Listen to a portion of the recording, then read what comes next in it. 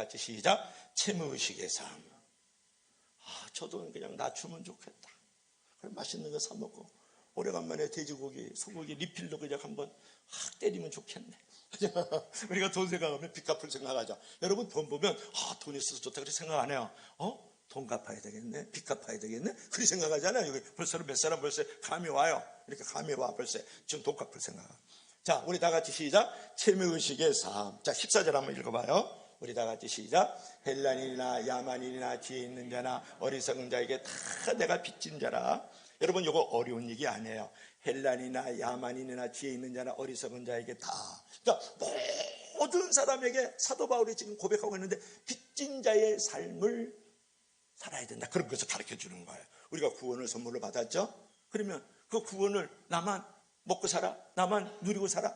그러면 욕심쟁이죠. 그 구원이 어떻게 나타나야 되느냐? 모든 사람에게 구원을 주지 못한 빚진 자의 의식을 가져야 된다는 거예요. 그러니까 선물을 공짜로 받았으면 그 선물 받은 것에 대해서 빚을 갚을 줄 알아야 되는 은혜의식을 가져야 된다. 채무의식을 가져야 된다고 지금 가르쳐 주는 것이란 말이에요. 보세요. 다 내가 빚진 자다. 오늘 사도 바울이요 이렇게 생각하는 거야. 잘생긴 놈, 못생긴 놈, 있는 놈, 없는 놈, 지식 있는 놈, 지식 없는 사람, 건강한 사람, 건강하지 못한 사람, 높은 사람, 낮은 사람, 모든 사람에게 다 빚진 자다. 이렇게 고백을 하는 거야. 여러분 그런 고백이 쉽지 않아요. 이 고백 아래로 뭐가 숨어있냐면 사람을 절대로 차별하지 않는다. 그런 의미를 갖고 있다고. 여러분요 알게 모르게 차별만 해요. 근데 저희 목사님처럼 쫙 메고 뭐 큰가락지 딱 끼고 팔찌 딱 끼고 딱 들어오면 반갑습니다, 안녕하세요. 그리고 그냥 대충 옷 입고 와가지고 머리 그냥 번개탄 맞아가지고 들어오면 쳐다보지도 않아요. 여러분 그런 마음이 있다 없다?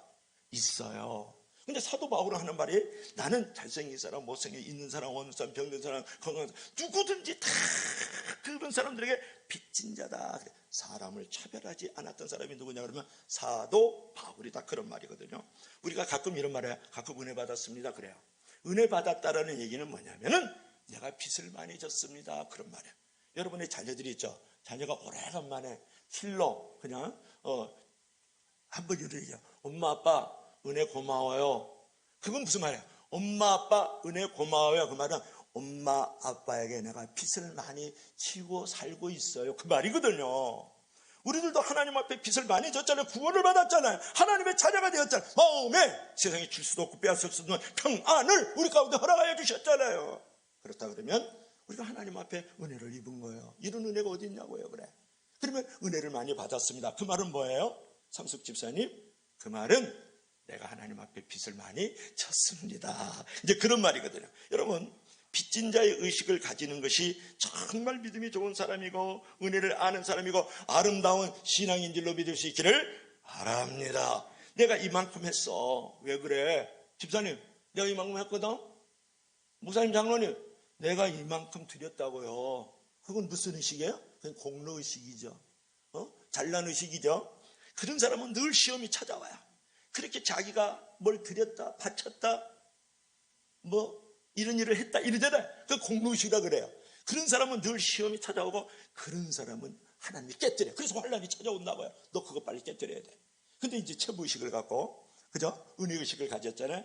그러면 사람들도 모여들고 시험도 찾아오지 않고 환란이 찾아오는 것이 아니라 그렇게 빚진 자의 의식, 채무의식을 가지면 하나님의 축복, 형통을 허락하여 주시는 줄로 믿을 수 있기를 바랍니다. 우리 한번 다 같이 읽어봐요. 시작. 은혜를 많이 받았다는 말은 빚을 많이 졌다는 말이다. 그림 한번 볼래요? 이거 보죠. 이거 비둘기죠. 비둘기는 어떻게 울어요? 비둘 그렇게 울죠. 자세히 들어보면 알아요. 비둘 그렇게 울어요. 그 다음에 이게 개미죠. 개미가 지금 나뭇잎을 타고 있죠. 이거 포수예요. 이거 동그라미 쳤죠. 개미가 그냥 포수를 발을 꽉 깨물었대. 여기 또 비둘기가 지금 도망가고 있는 장면인데 여러분 목마른 개미가 냇물로 이렇게 기어를 가다가 물살이 휩쓸려 떠내려가니까 비둘기가 그 모습을 보고 나무에 졌다가 그 나뭇잎 하나를 따서 물에다 던진다고요. 그러니까 개미가 휩쓸려 물에 떠내려가고 있다가 그 나뭇잎에 올라가 가지고 가까스로 목숨을 건졌다고요. 근데 그때 뒤에 포수가 말이죠. 나무에 있는 비둘기를 총으로 탁 겨누고서 쏘려고 할 때 개미가 포수의 발을 딱 깨버렸다고요. 놀란 사람은 회개하기 바랍니다. 그래가지고 딱 갚으라고 이러면서 이 통에 총알이 이제 다른 방향으로 갔어요. 그래가지고 비둘기가 놀라서 이제 달아나서 다행히 총이 안 맞았고 살아났거든요. 그러니까 개미가 이 비둘기에게 은혜를 갚았다, 그런 말이에요. 여러분, 명심보감에도 몸에 한 가닥 실오라기를 감았거든 항상 배짜는 여인을 생각하라. 그리고 내가 매일 하루 3끼 밥을 먹거든 매양 농부의 수고를 생각하라, 그런 말이 명심보감에 있잖아요. 여러분, 우리는 생명을 주신 하나님의 은혜, 나에게 구원을 베풀어 주신 하나님의 은혜, 어떠한 상황에서도 싸워 이겨나갈 수 있는, 문제에 대한 해답을 할까 모든 환난 풍파를 견뎌나갈 수 있는 믿음을 주신 그 하나님의 은혜를 생각하면 여러분 감사하면서 살아야 되지 않아요? 내가 공로의식을 갖지 말고 채무의식을 갖고 그 은혜를 어떻게 갚아야 될 건가, 이렇게 살아가야 되는 게 사람의 도리요 성도의 도리가 되어야 되지 않겠느냐고 여러분 물어보는 거예요. 뭐가 그렇게 잘나가지고 늘 공로의식을 가지고 남을 정죄하고 비판하고 함부로 막 살아가지냐고. 그러면은 못 쓰는 거예요. 그래서 시편 116편 12절에 말씀하기를 여호와께서 내게 주신 모든 은혜를 무엇으로 보답할꼬. 여러분, 은혜는요 주는 입장에서는 선물이지만 받는 입장에서 늘 빛으로 생각을 해야 돼요. 그래서 나는 언젠가는 이 빚을 갚아야 돼. 부모님에게 갚아야 되고 하나님께 갚아야 되고 내가 모르지만 나를 위해서 끊임없이 기도해주는 누군가를 위해서 갚아야 되고 태양 또 별 이슬 나무 이런 것들도 사실은 다 그런 것들에게 내가 은혜에 비추고 살아가는 거예요. 그래서 여러분, 받을 생각보다도 줄 생각을 잘하는 사람이 바로 은혜 있는 사람인 줄 믿으시기를 바랍니다. 그래서 우리가 그런 말을 기억할 줄 알아야 돼. 은혜는 베풀고 그것을 잊어버려라.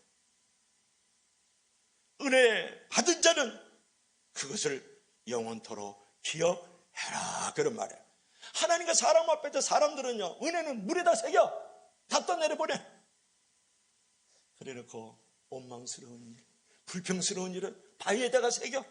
바위에다가 새겨 영원히 기억을 해.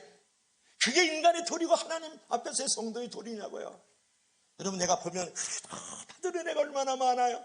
내가 그걸 갚아야 될 게 많은데 그 한 가지 때문에 성내고 분내고 따지고 불평하고, 이게 인간이라 이 그런 말이에요.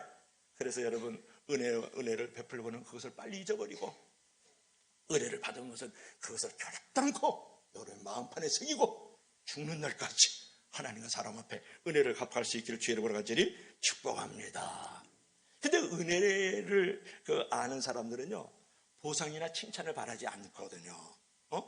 엄마 아빠 나 실제 괴로움 다 잊으시고 기르실 때 밤낮으로 애쓰는 마음, 진 자리 마른 자리 갈아디시며 손발이 다 닳도록 고생하시네. 할렐루야.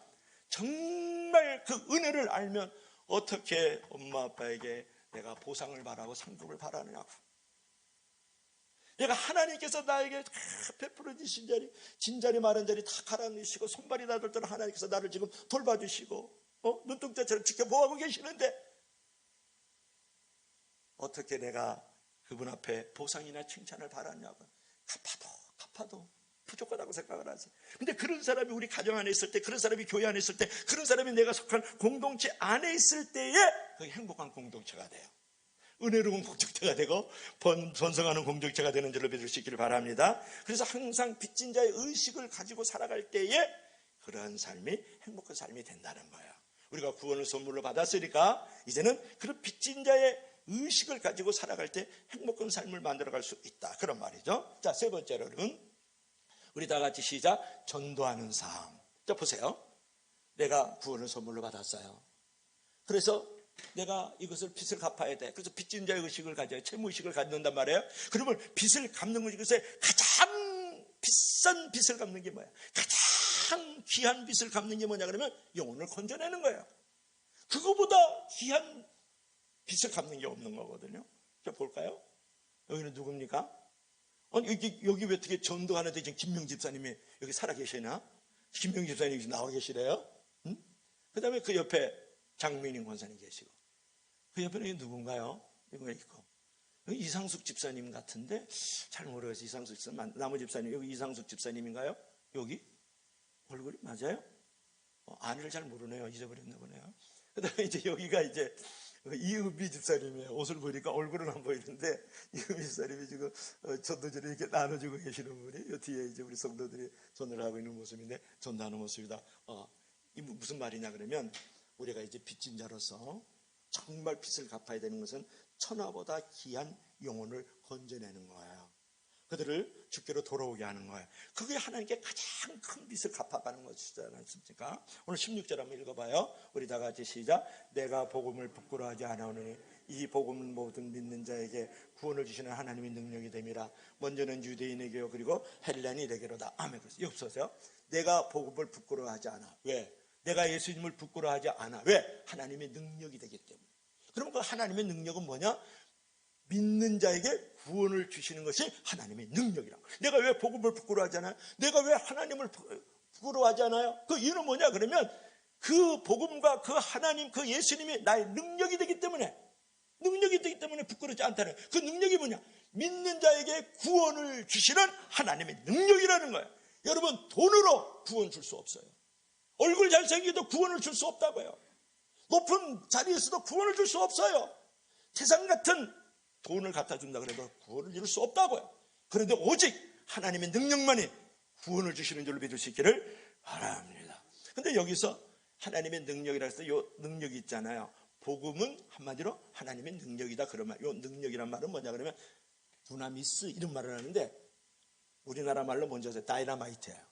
제가 어렸을 때는 다이너마이트가 많이 터뜨리는 걸 많이 봤어요. 제가 인천시 남구 용년도 38번지 살 때 수봉산에 있었는데 그 절벽을 깨뜨린다고, 바위를 깨뜨린다고 다이너마이트를 많이 했다. 그러니까 다이너마이트를 철교 밑에다가 놔두면 그 다리가 무너져요.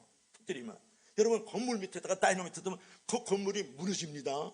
여러분, 이 다이너마이트를 갖다가 산에다 갖다 놓으면 산도 붕괴된다고요. 그러니까 다이너마이트는 힘이 있다라는 거예요. 그러니까 하나님의 능력은 다이너마이트와 같이 힘이 있다라는 거예요. 우리는 허물과 죄로 죽을 수밖에 없는데 우리 안에 복음이 들어오면 예수 그리스도가 들어오면 그게 하나님의 능력이 돼서 내가 소망을 생기고 천국 가는 자가 된다고요. 그게 하나님의 다이너마이트예요. 능력이에요. 여러분, 거짓과 불의가 창궐한 게 이 도시예요. 이 도시 안에 복음이 들어가면 밝고 정직한 도시가 되는 줄로 믿을 수 있기를 바랍니다.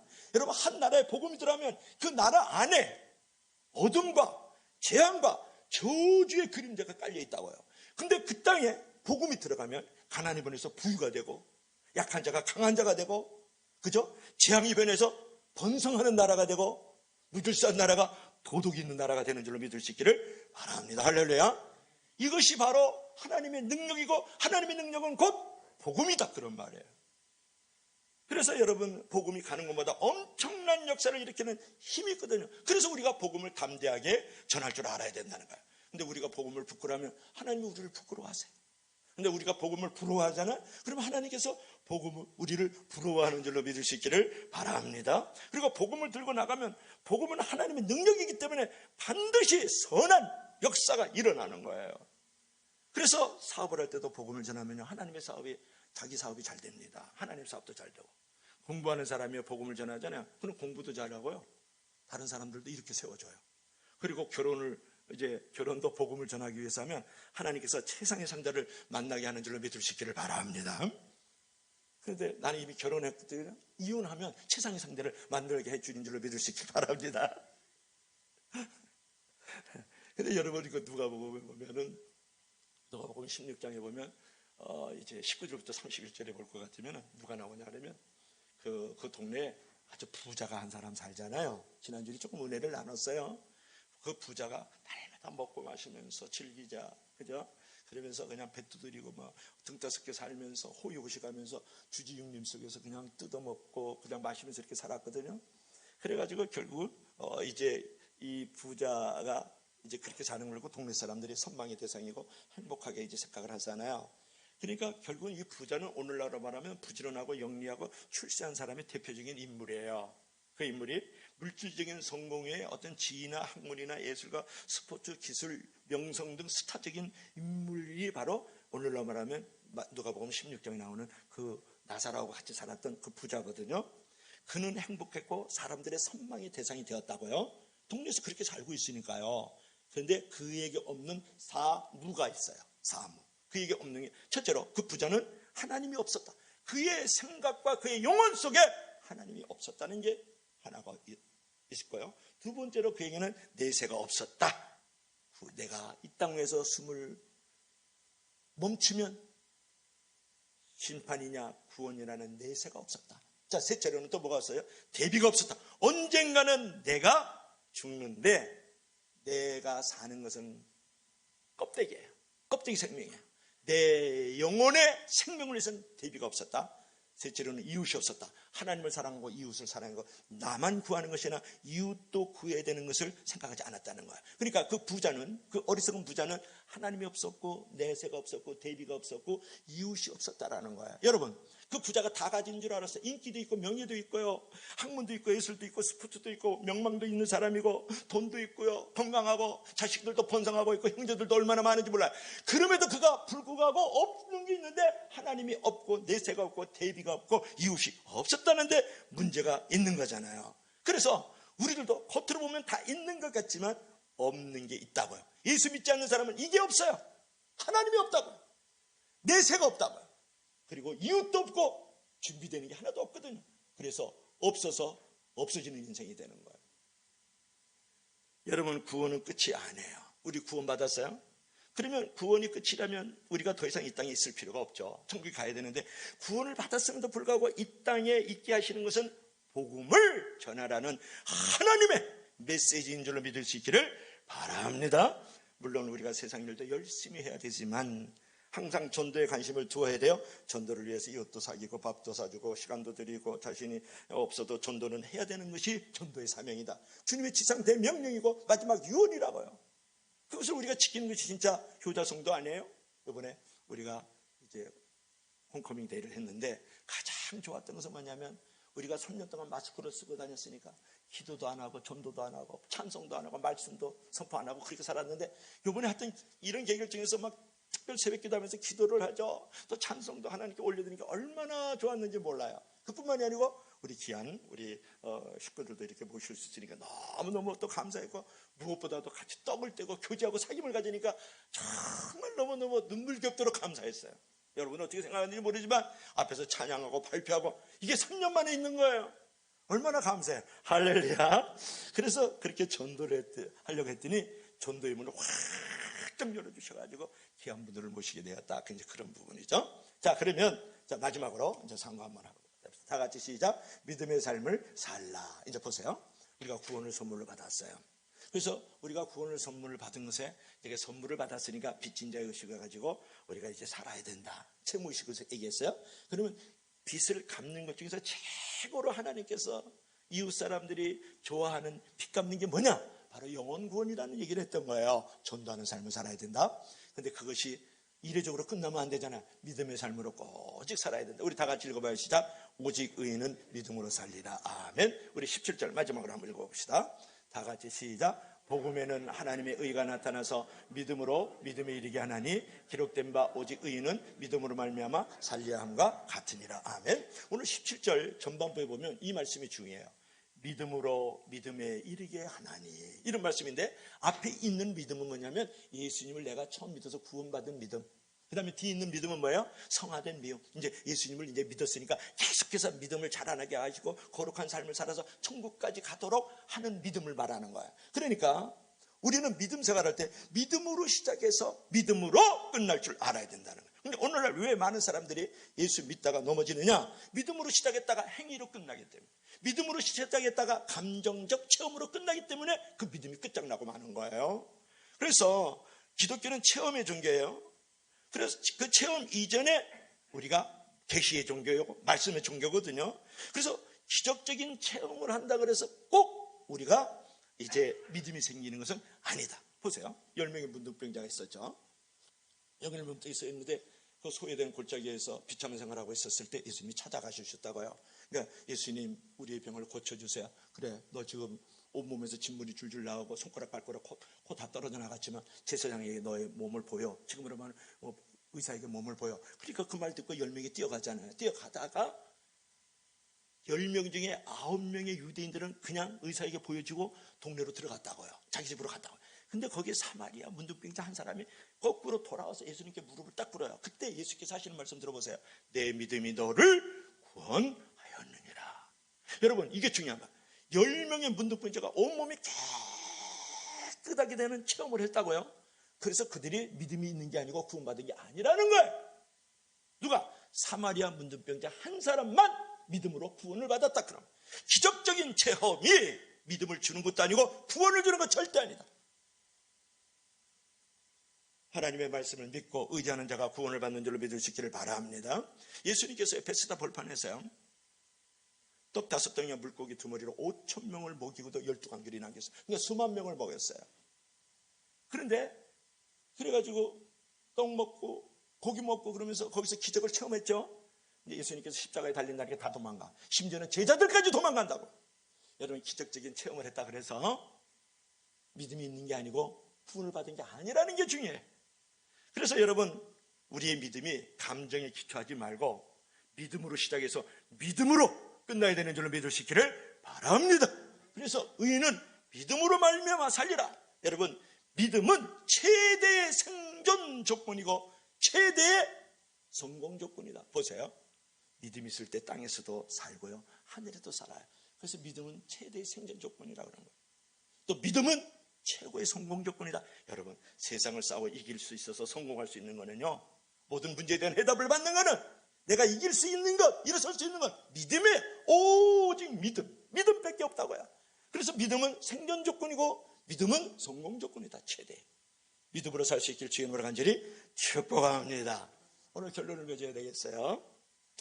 여러분, 우리가 이제 복음 중심으로, 그죠? 예수 그리스도의 중심적으로 삶을 살아야 돼요. 그래서 열매 맺는 삶, 그리고 이어서 채무의식의 삶, 이어서 전도하는 삶, 이어서 믿음의 삶을 살라. 그러면 하나님께서 반드시 이 땅에서 멋지게 하나님의 뜻을 이루고 살 뿐만 아니라 정말 행복하고 복된 삶으로 여러분을 만들어주는 줄 믿을 수 있기를 바랍니다. 자, 마지막으로 읽어요. 시작. 복음, 예수 그리스도 중심적인 삶을 살면 인생이 복을 받고 큰 보상이 있다. 다시 한번 시작. 복음, 예수 그리스도 중심적인 삶을 살면 인생이 복을 받고 큰 보상이 있다. 다 같이 아멘. 자, 기도하시겠습니다. 주 하나님 아버지, 오늘 사도 바울